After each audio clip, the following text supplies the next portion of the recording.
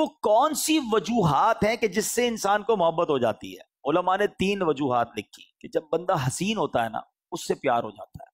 عموماً خوبصورت آدمی، خوبصورت شخصیت اچھی لگتی ہے، اچھا خوبصورت نہیں ہے لیکن ہے بڑا باکمال، اسپیشل، ایکسٹرا آرڈنری، بندے کو اس سے بھی محبت ہو جاتی ہے۔ ایسے لوگ دیکھے ہوں گے آپ نے، سنتے بھی ہم، چہرہ کالا کلوٹا مگر جناب وہ اس کی آواز بہت اچھی ہوتی ہے، گلوکار ہوتا ہے، لوگ اس کے دیوانے ہو جاتے ہیں، پتہ نہیں فٹ بالر ہوتا ہے، کرکٹر ہوتا ہے، عجیب عجیب اس کے کمالات ہوتے ہیں، لوگ اس کے پیچھے لاکھوں کروڑوں لوگ دیوانے ہو جاتے ہیں، دکھنے میں اچھا نہیں ہے مگر کوئی کمال ہے اس کے اندر، لوگوں سے وہ ہٹ کر ہے، اسپیشل ہے۔ تو it means there is second reason کہ بندے کو محبت اس لیے ہوتی ہے کہ بڑا با کمال ہے۔ اچھا با کمال بھی نہیں ہے، خوبصورت بھی نہیں ہے، ایک تیسری وجہ بھی ہوتی ہے محبت کی، اور وہ یہ ہے کہ وہ بڑا احسان کرنے والا ہے، کیئر کرنے والا ہے، خیال کرنے والا ہے۔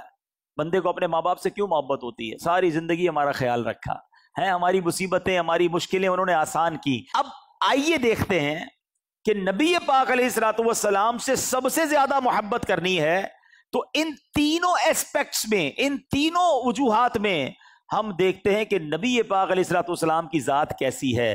اب پہلی مثال لیتے ہیں خوبصورت کی۔ چلو جناب خوبصورت سے ہی پیار کرنا ہے تو بتاؤ کائنات میں میرے آقا سے زیادہ حسین کون آیا ہے؟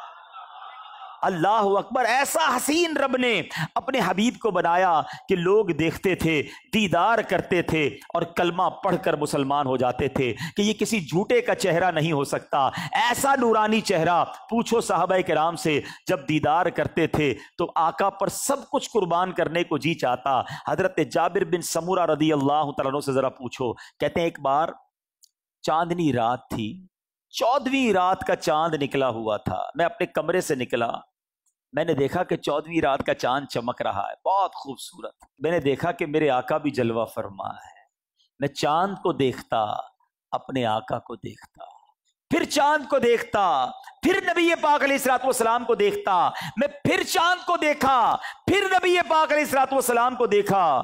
کہتے واللہ میرے آقا 14ویں رات کے چاند سے زیادہ خوبصورت ہے، ایسا حسین رب نے بنایا۔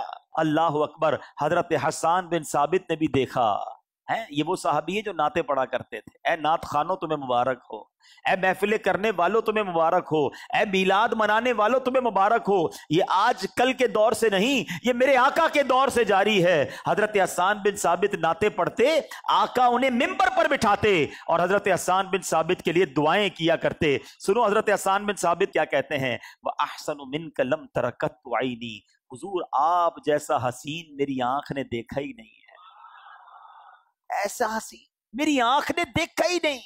وَأَجْمَلُ مِنْكَ لَمْ تَلِدِ النِّسَاء، حضور آپ جیسا جمیل کسی ماں نے جنا ہی نہیں ہے۔ خُلِقْتَ مُبَرَّأً مِنْ كُلِّ عَيْبٍ، یا رسول اللہ، اللہ نے آپ کو سارے عیبوں سے پاک بنایا۔